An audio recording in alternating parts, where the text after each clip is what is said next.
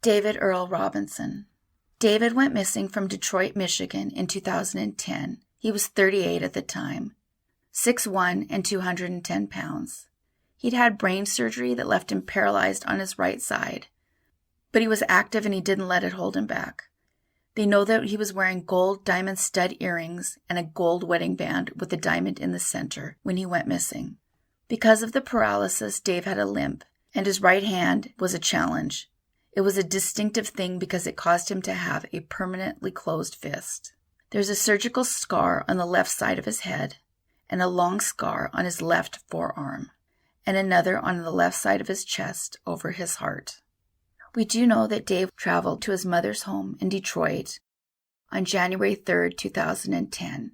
His aunt had unfortunately passed away, and he had stopped to get details about the upcoming funeral.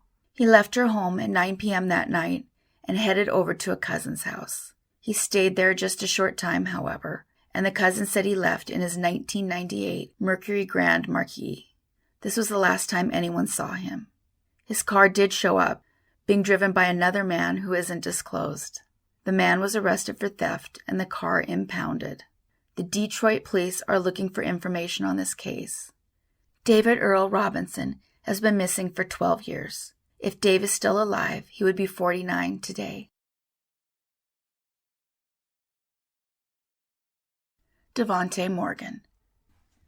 The last time that 28-year-old Devontae Morgan spoke to his mother, Terry Barnes, was on May 3, 2020, and he talked to her about how he was so sad at the passing of a cousin.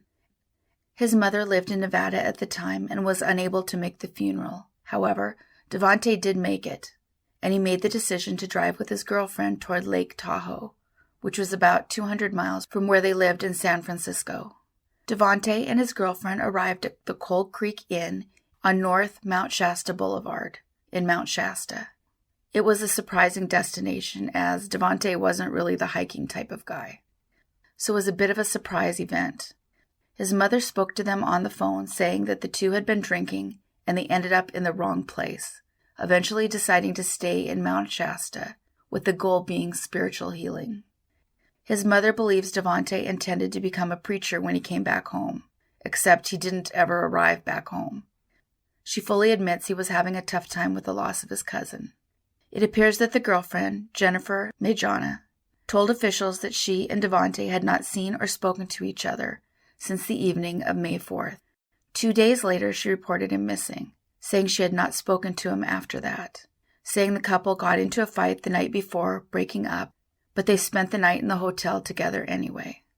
She says that she got up at 5 a.m. to watch the sun come up, and on the way back to the room at 9 a.m., they passed each other in the hall. But they didn't acknowledge the other person, and they didn't speak a word.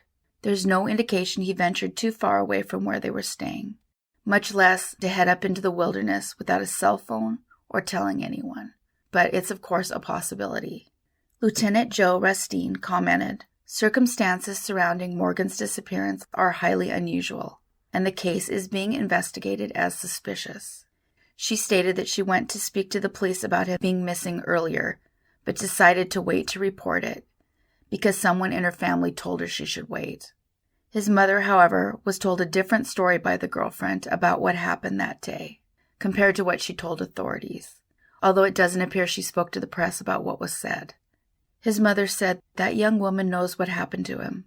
She went on to say, "My child was a child of God. He was going to be a pastor. She doesn't believe he would have done anything to hurt himself."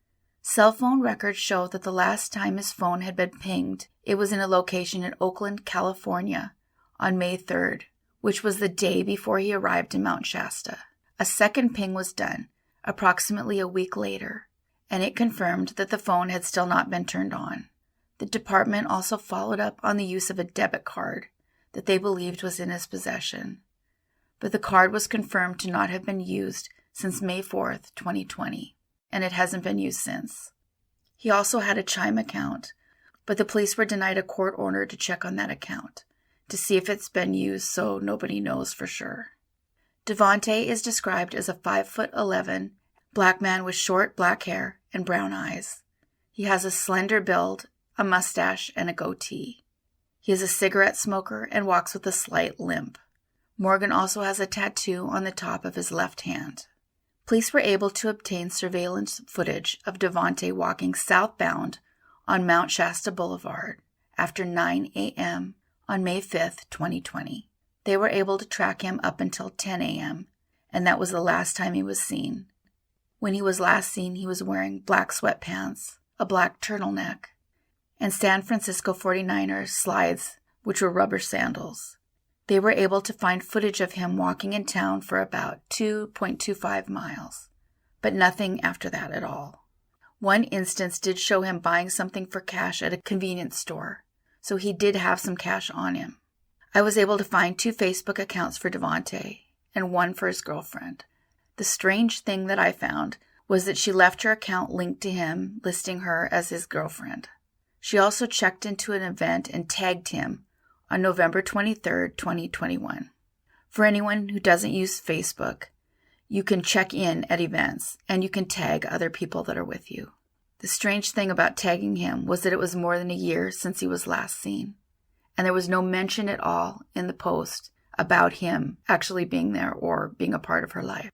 One Facebook post that I found listed Devontae's girlfriend as being a suspect, but that's not been stated by the police. It does appear the family put out some posters listing her as a person of interest.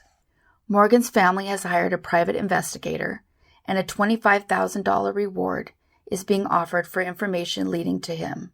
Anyone with information is asked to contact the Mount Shasta Police Department. The number is listed on the screen. Angela Renee Jaramillo. Angela went by the name Angie, and she went missing from Dallas, Texas in January of 2010. The night Angie went missing, she was wearing a gray Hollister hoodie and light-colored jeans. What we know is that she left her house around 11:30 p.m. to go to a boy's house, where she was planning to attend a house party. A little while later, she texted her mom to ask if she could spend the night with a friend, and her mother agreed. This was the last contact.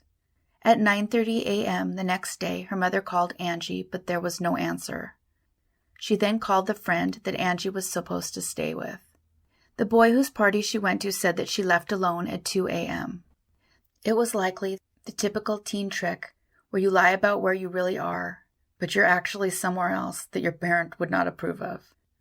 But then again, Angie's friend did claim later on that she did expect Angie to come over, and that she never showed up. So it's hard to know for sure what the plan really was supposed to be. But even if she had pulled that maneuver, my friends did it in high school and so many before. Usually it doesn't end this way. Angie was a pretty stable teen. She had 3 younger brothers and sisters and was a good student. She was active in soccer and volleyball, an all-around happy kid. Her cell phone eventually showed up at a park, and the money she had in her bank account has never been touched. There were unverified sightings in Dallas after, but none were confirmed. One suggested that she was seen by someone she knew with 4 men, so it's possible Angie had been trafficked and could still be alive. Angie had braces on her teeth when she went missing. She was 5 foot 8 inches tall and weighed around 190. Her tongue and lower lip are pierced. Her ears have double piercings.